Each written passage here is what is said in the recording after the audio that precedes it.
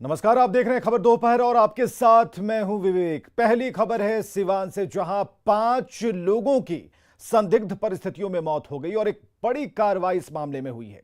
शराब से मौत की आशंका पर गुठनी थाना प्रभारी राजेश कुमार सिंह और गांव के चौकीदार को सस्पेंड कर दिया गया है।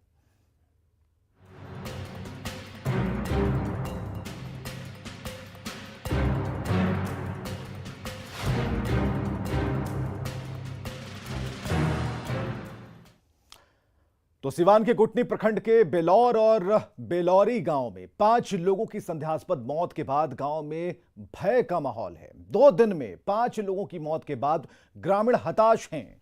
प्रशासन के मुताबिक 2 लोगों की मौत बीमारी से हुई है, वहीं 3 लोगों की मौत की वजह का खुलासा पोस्टमार्टम रिपोर्ट आने के बाद होगा। मृतक मनोज राम के परिजनों का कहना है कि मनोज की मौत शराब पीने से हुई है। वहीं प्रशासन पोस्टमार्टम रिपोर्ट का इंतजार कर रहा है। बिलौरी गांव के मनोज राम, दुखरन राम, अनवर अंसारी और रविंद्र राम की मौत हुई है। वहीं बेलौर गांव के शिवजी यादव की मौत हुई है। सिवान एसपी अभिनव कुमार ने गुटनी थाना प्रभारी राजेश कुमार सिंह और चौकीदार वीर रघुनाथ राय को सस्पेंड कर दिया है।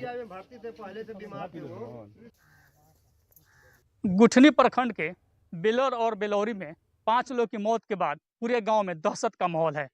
न्यूज़ 18 की टीम बेलौरी गांव में पहुंचा हुआ है, जहां इसी गांव के लोग आप देख सकते हैं, ये एक मुहल्ला है जहां 4 लोगों की मौत हो गई है। जो परिजन है वो शराब की मौत की बात कह रहे हैं, वहीं प्रशासन है पोस्टमार्टम रिपोर्ट का इंतजार कर रहा है। हम दिखाना चाहेंगे, ये मुहल्ला एक दलित बस्ती है जहाँ 4 लोगों की मौत हो गई है। कुछ देख सकते हैं, ये इनके घर भी एक मौत हुई है और ठीक बगल में 3 लोगों की मौत हुई है। तो यानी इस मोहल्ले में 4 लोगों की मौत हुई है। ठीक इसके बगल का एक गांव है जहां 1 लोग, यानी 5 लोगों की मौत हुई है। जानने की कोशिश करेंगे कि मौत किस वजह से हुई है। जहरीली दारू पीने से हुआ मौत है। आखिर दारू कैसे है? आता है, बॉर्डर है पास में, वहाँ से छिप के यहाँ से बनाते हैं अगल बगल गांव में, वहाँ से भी दारू लाके पी के बेचता है आदमी वहाँ से मर गए। हुआ है, पंचायत चुनाव की पार्टी की बात कही जा रही है, क्या कहना है? पार्टी विवाद नहीं हुआ था यहाँ पे। मगर दारू ला के यहाँ से पी रहा है, बना रहा है गांव के बगल में, वहीं से दारू ला के पिया है लोग। और जहरीला एक लोग का हमारे घर में मौत हुआ, मनोज राम, विनोद नाम है हमारा, उनका बड़ा भाई हूँ मैं जी। तबीयत खराब हो गया। वो जो दारू है जहरीली दारू था, वो पहले कभी ऐसा नहीं हुआ था। अब वो ला के शाम को पी लिया। पीने के बाद ये आधा घंटे में उसका आँख सब उलट गया। उलटने के बाद पूरा उल्टी करने लगा। उल्टी करने के बाद उसका जो जीभ है बाहर आ गया। हाँ, ले गए थे हम लोग सिवान में। वो लेके वो तब तक डेथ हो गया था, वो रेफर कर दिया था वहाँ से। 4 लोग की मौत हुआ है इसमें। 5 लोग मौत हुआ है इसमें। 5 लोग की मौत हुआ है। तो ये देख सकते हैं, ये मनोज राम का घर है। छोटे छोटे मासूम बच्चे भी हैं। पूरी तरह से घर में मातमी सन्नाटा पसरा हुआ है। और हम दिखाना चाहेंगे, ठीक इसके बगल में जो घर है वहाँ 3 लोग की मौत हुई है। यानी बेलौर और बेलौरी मिलाकर कुल 5 लोगों की मौत हुई है, जिससे पूरे इलाके में दहशत का माहौल है। तो कहीं ना कहीं एक प्रशासन पे सवाल भी खड़ा हो रहा है कि आखिर प्रशासन पे सवाल खड़ा हो रहा है कि जब शराबबंदी है, तो जब परिजन जिस तरह से कह रहे हैं कि शराब पीने से मौत हुई है, तो वहीं प्रशासन अभी पोस्टमार्टम का रिपोर्ट का इंतजार कर रहा है। अब देखना होगा कि पोस्टमार्टम रिपोर्ट में क्या आती है, उसके बाद ही 5 मौत के कारणों की पता चल पाएगी। मृत्युंजय कुमार सिंह, न्यूज़ 18 सिवान। और अगली खबर है हाजीपुर से, जहां कल स्वर्ण व्यवसायी से हुई 46 किलोग्राम चांदी की लूट के बाद पुलिस प्रशासन के खिलाफ व्यापारियों ने जबरदस्त गुस्सा जाहिर किया है। स्वर्ण व्यापारियों का कहना है कि पुलिस की लापरवाही के चलते उन लोगों को टारगेट किया जाता है। 2 तस्वीरें हम आपको दिखा रहे हैं। स्वर्ण कारोबारी में गुस्सा, और कल हुई 46 किलोग्राम लूट, चांदी की लूट जिसकी कीमत 30 लाख रुपए की आसपास बताई जा रही है। इससे लोगों में आक्रोश है और पुलिस की लापरवाही से लूट को अंजाम दिया गया, तो ये बातें वहां के व्यापारी कह रहे हैं।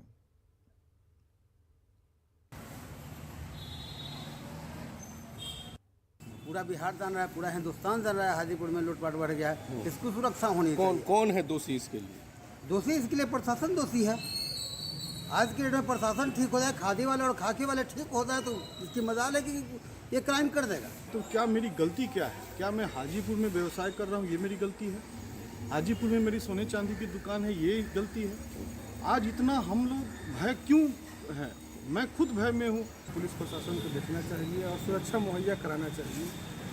पेट्रोलिंग बढ़ाना चाहिए, दिखना चाहिए कि हाँ व्यवसाय सुरक्षित रहे। इधर बालू के अवैध खनन मामले में अब निचले स्तर के अफसरों पर कार्रवाई शुरू हो गई है। आय से अधिक संपत्ति मामले में ईओयू की छापेमारी चल रही है और छपरा के डोरीगंज के पूर्व थानाध्यक्ष संजय प्रसाद के ठिकानों पर छापेमारी हो रही है। मुजफ्फरपुर और बेतिया के पैतृक आवास पर छापेमारी चल रही है। आरोपी थानाध्यक्ष के खिलाफ बालू माफियाओं और दलाल से सांठगांठ कर करोड़ों की संपत्ति अर्जित करने का सबूत मिला है। ईओयू ने थानाध्यक्ष संजय प्रसाद के खिलाफ एफआईआर दर्ज की है।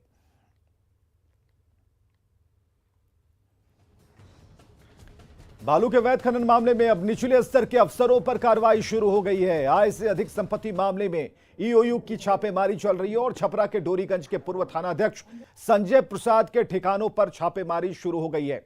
मुजफ्फरपुर और बेतिया के पैतृक आवास पर छापेमारी चल रही है। आरोपी थानाध्यक्ष के खिलाफ बालू माफियाओं और दलाल से सांठगांठ कर करोड़ों की संपत्ति अर्जित करने का सबूत मिला है। ईओयू ने थानाध्यक्ष संजय प्रसाद के खिलाफ एफआईआर दर्ज कर लिया है।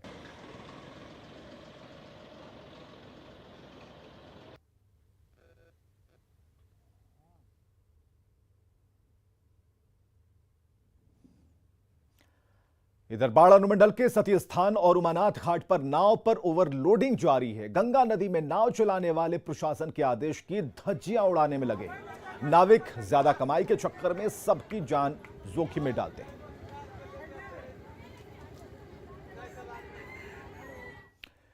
और अब बात करेंगे 30 अक्टूबर को बिहार की 2 सीटों पर होने वाले उपचुनाव की।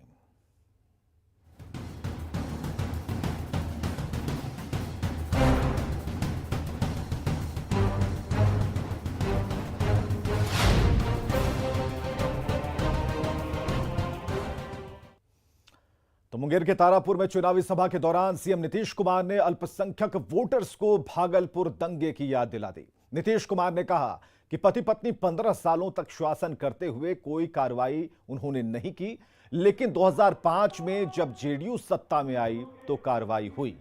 करने वाले अगर अल्पसंख्यक समुदाय के लोगों को भी याद रखना चाहिए, पहले कौन काम होता था जी?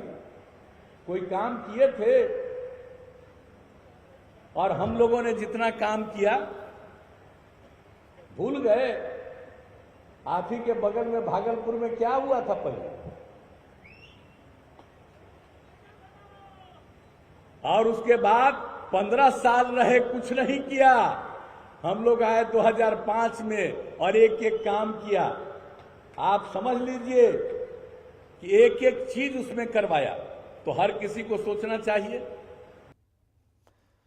कुशेश्वर स्थान विधानसभा उपचुनाव को लेकर राजनीतिक पारा चढ़ा हुआ है। एक तरफ जहां नेताओं की बयानबाजी की चर्चा हो रही है, वहीं दूसरी तरफ काम और विकास के चर्चे हैं। न्यूज 18 के कुशेश्वर स्थान धाम में लगी चौपाल में जनता एक बार फिर नीतीश कुमार के विकास कार्यों की बात कर रही है। हमारे सहयोगी रवि एस नारायण की ये रिपोर्ट देखिए। कुशेश्वर स्थान विधानसभा का उपचुनाव इस बार दिलचस्प बना हुआ है। एक तरफ जदयू अपनी पुरानी सीटों को बचाने में लगी है, तो वहीं से कांग्रेस भी ताल ठोक रही है, जबकि आरजेडी ने अपने उम्मीदवार उतार करके पूरे संघर्ष को कहिए तो एक त्रिकोणीय बना दिया है। लेकिन देखने वाली बात हुई कि क्या इस बार का जो वोटिंग है, जो लोग वोट करेंगे, क्या नीतीश कुमार के 16 साल के कामों पे करेंगे, या फिर यहाँ पे लालू प्रसाद यादव एक बार फिर से मैदान में हैं, उनकी बातों पे करेंगे, या फिर कोई और मुद्दे हैं। क्या लगता है कि इस बार लालू प्रसाद यादव फिर से आकर के भाषण दे रहे हैं, उनके बातों पर या नीतीश कुमार के कामों पर वोट मिलेगा? मात्र सिर्फ नीतीश कुमार जी के 17 वर्षों में किए गए विकास पर, कुशेश्वर पर अमन भूषण हजारी जी को हम लोग विजयी बनाएंगे तिरछा पर मत देके, क्योंकि हम लोग भूल नहीं सकते हैं कि यह वही कुशेश्वर स्थान है जहां 6 महीना नाव पर आना पड़ता था। दरभंगा से आने में 6 घंटा लगता था। पटना की तो बात भूल जाइए, दिन रात 24 घंटा बीत जाता था। यहाँ भी कहा जा रहा है कि यहाँ पे विकास का अभी तक सड़कें जो है बनी नहीं है, बाढ़ अभी तक 6-6 महीना कुशेश्वर स्थान में रहता है। बाढ़ तो कृत्रिम है, नदियों को बांधा नहीं जा सकता है, लेकिन अभी चौर तक में बिजली, रात में भी बिजली जलती है। ये नीतीश कुमार जी का ही देन है। रोड भी बनी है, अब बाढ़ आता है, टूटता है, उसका भी समाधान जो है हो, बहुत कुछ हुआ है, कुछ बाकी है, वो भी हो जाएगा। काम सिर्फ नीतीश कुमार ही जो बिहार में किए हैं। नीतीश कुमार अगर काम किए हैं तो तेजस्वी भी ताल ठोक रहे हैं। वो लालू जी भी मैदान में हैं, उसमें भी भाषण दे रहे हैं। वो कह रहे हैं कि कुशेश्वर स्थान में काम नहीं हुआ, इस पर वोट कैसे मिलेगा? काम कैसे नहीं हुआ है? 15 साल पहले जो स्थिति था और अभी का स्थिति में बहुत अंतर। अभी तो हम लोग दरभंगा से आए हैं, 2 घंटा में पहुंच गए हैं दरभंगा से कुशेश्वर स्थान। विकास और सिर्फ विकास पे ही वोट पड़ेगी। और विगत 17 वर्षों में जैसा कि बताया गया है कि जो पहले की स्थिति थी, जितना दयनीय स्थिति थी, इवन की पहले तो 15-17 साल पहले आप भी नहीं पहुंच पा रहे थे, मीडिया भी नहीं पहुंच पा रही थी, लेकिन अब इतना सशक्त मीडिया भी है और इसके वजह से हुआ है कि सड़कें बनी है, इंफ्रास्ट्रक्चर बनी है। और जहां तक आरजेडी की बात आप कर रहे हैं, तो आरजेडी जो है वो बी टीम है बीजेपी की। वो चुनाव लड़ नहीं रही है, बीजेपी कांग्रेस को हराने के लिए लड़ रही है। कांग्रेस ही एकमात्र ऐसी पार्टी है जो देश की सबसे पुरानी पार्टी है, जो हमारे देश के संस्कृति के साथ जुड़ी हुई। कहना चाह रहे हैं कि आरजेडी जो है बीजेपी के साथ मिली? बिल्कुल बी टीम है। इस बार क्या सोच करके वोट देंगे? यहाँ पर 5 साल के लिए ना शशि भूषण हजारी जी को बनाए थे, तो दुखद घटना हो गया तो हो गया। तो 5 साल के लिए जो बनाए, शेष जो समय बचा है तो उनका बेटा ही का अधिकार होगा। विधानसभा के मतदाता को या विपक्षी जितने पार्टी हैं उनको भी सबको मिल करके 5 साल के लिए वो जीता था, सबको मिल करके उनको जिता देना चाहिए। नीतीश कुमार के विकास के काम पे वोट पड़ेगा? विकास तो बोलता है कि मतलब देखने वाला अंधे नहीं देख रहा है, जो आंख वाला है वो तो देख रहा है, विकास बोलता है। देखने वाली बात होगी कि जब 30 तारीख को मतदान होगा तो जनता ने फैसला किसे दिया है, ये बड़ा दिलचस्प होगा। कैमरा पर्सन सुबोध के साथ रवि एस नारायण, न्यूज़ 18 कुशेश्वर स्थान। और बिहार कांग्रेस के पूर्व अध्यक्ष अनिल शर्मा ने कहा कि लालू प्रसाद अपनी नाराजगी का बदला कांग्रेस पार्टी से ले रहे हैं। उन्होंने कहा कि कन्हैया की कांग्रेस में एंट्री तो एक बहाना है, असली वजह तो कुछ और है। महागठबंधन में दरार आने का तात्कालिक कारण कन्हैया की ज्वाइनिंग लोगों को नजर आता होगा, मगर सच्चाई कुछ और है। राजद नेता लालू प्रसाद जी को नाराजगी कांग्रेस से उस दिन से है जब यूपीए दोबारा सरकार में आई और उनको मंत्रिमंडल में जगह नहीं दिया गया। साथ ही साथ यूपीए सेकंड जो चला उसमें मनमोहन सिंह की सरकार ने अध्यादेश लाकर उनको जेल जाने से बचाने का काम नहीं किया। चलिए ब्रेक पर जाने से पहले जानते हैं चल रहे आईसीसी T20 वर्ल्ड कप के कल के मैच का हाल।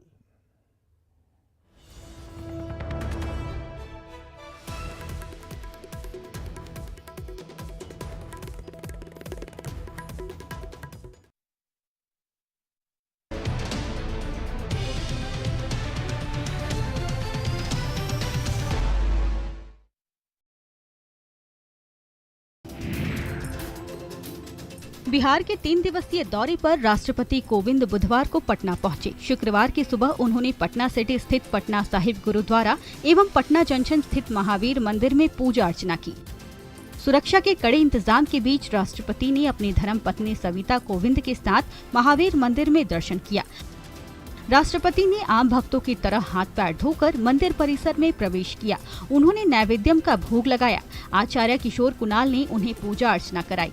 इसके बाद राष्ट्रपति कोविंद ने गर्भगृह की परिक्रमा की। राष्ट्रपति के साथ आचार्य किशोर कुणाल ने अयोध्या में महावीर मंदिर ट्रस्ट की तरफ से चलाई जा रही राम रसोई की भी चर्चा की।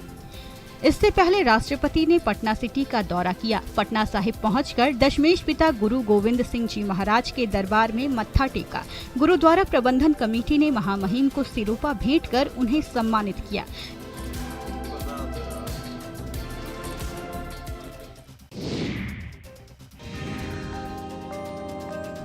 महावीर मंदिर में दर्शन के बाद राष्ट्रपति गांधी मैदान स्थित खादी मॉल भी पहुंचे।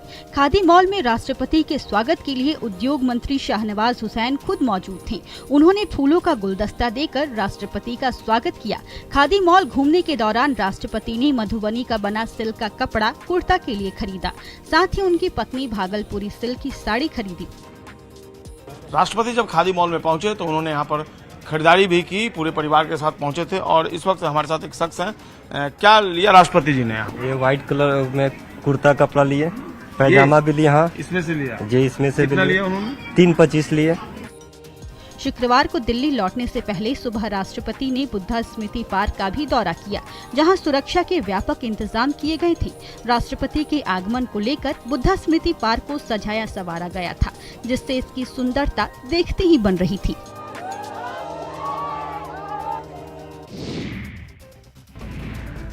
कोविड वैक्सीनेशन के 100 करोड़ के पूरे होने के एक दिन बाद पीएम मोदी ने राष्ट्र को संबोधित किया। इस संबोधन के दौरान पीएम मोदी ने कहा कि 100 करोड़ वैक्सीनेशन डोज केवल एक आंकड़ा नहीं है, ये देश के सामर्थ्य का प्रतिबिंब भी है, इतिहास के नए अध्याय की रचना है। ये उस नए भारत की तस्वीर है जो कठिन लक्ष्य निर्धारित कर उन्हें हासिल करना जानता है।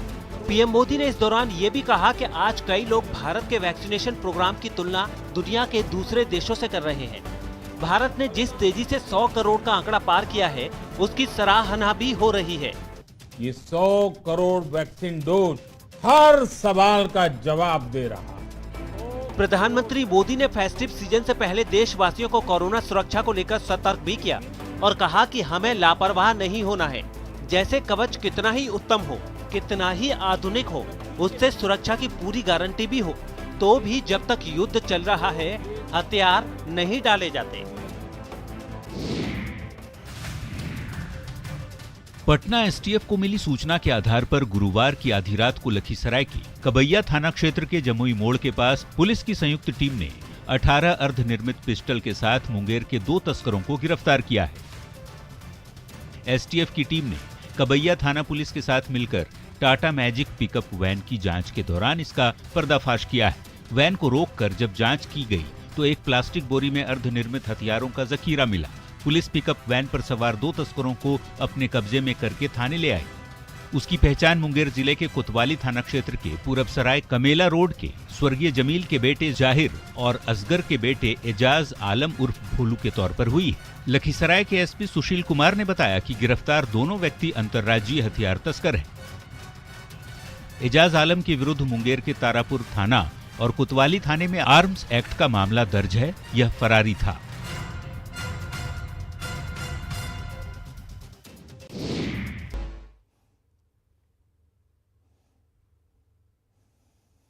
आप देख रहे हैं खबर दोपहर और गोपालगंज से इस वक्त की बड़ी खबर आ रही है। जेडीयू विधायक पप्पू पांडे के भतीजे की हार हो चुकी है। इस वक्त की बड़ी खबर, जेडीयू विधायक पप्पू पांडे के भतीजे की हार।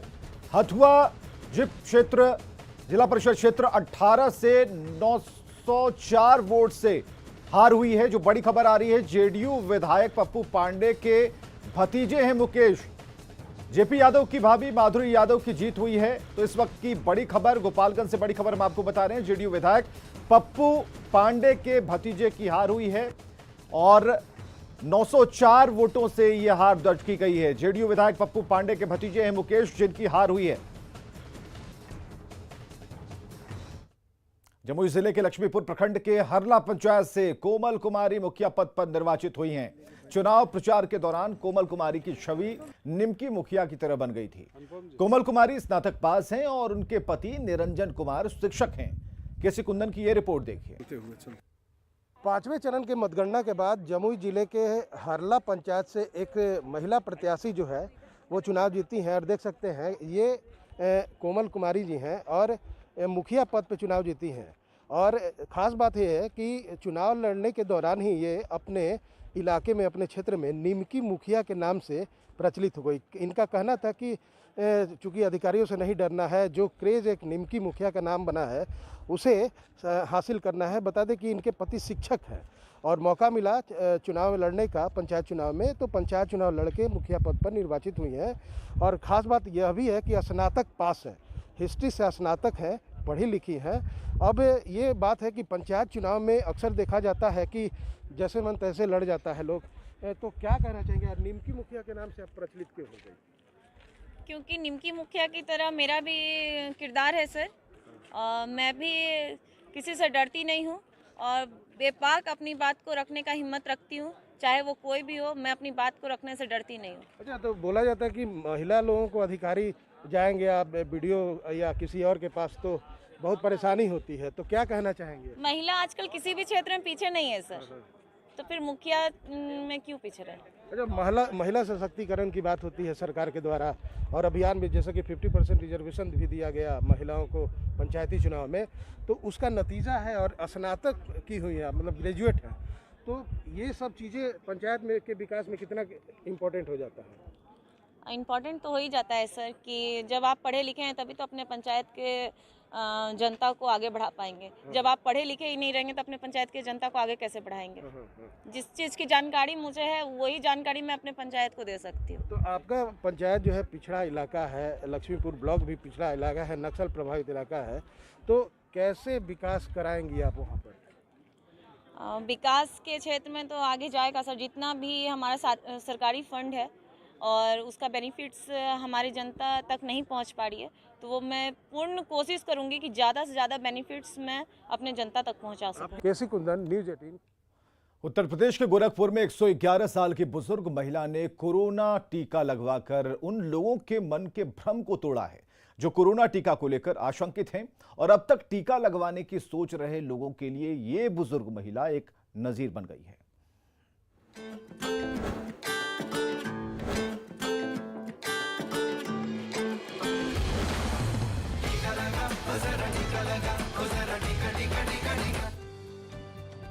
ये है गोरखपुर के छोटे काजीपुर की रहने वाली 111 साल की बुजुर्ग महिला सकीना। सकीना ने टीका केंद्र जाकर न सिर्फ कोरोना टीका लिया बल्कि अपने इस कदम से सबके लिए मिसाल भी पेश कर दी। बहुत अच्छा उनके तरफ से प्रयास है, और हम लोगों को भी बहुत ही हौसला अफजाई हुई कि जो लोग वैक्सीनेशन से भाग रहे हैं, थोड़े बहुत दूर हो रहे हैं, वो इनसे कुछ सीखें। बुजुर्ग महिला सकीना कोरोना को लेकर कितनी जागरूक हैं, ये इनके टीका लेने के जज्बे से पता चलता है। कोरोना का टीका लेकर इन्होंने ये साबित कर दिया कि लोगों को कोरोना से डरना चाहिए, ना कि इसके टीके से। कोविड से इनको ये कितना जागरूक है कि अपने को वैक्सीनेशन कराएं। बुजुर्ग महिला के हौसले को अब सब सलाम कर रहे हैं और इनसे प्रेरित होकर टीका भी ले रहे हैं। कोरोना से देश को पूरी सुरक्षा तभी मिलेगी जब देश के हर योग्य शख्स को टीका लग जाएगा। अभी देश में 100 करोड़ से ज्यादा टीके का डोज लगाया जा चुका है, लेकिन अब भी कई लोगों के मन में टीके को लेकर संकोच बना हुआ है। ऐसे लोगों के लिए बुजुर्ग महिला सकीना ने मिसाल पेश की है, इसलिए आप भी टीका जरूर लीजिए। Bureau report, news 18 network.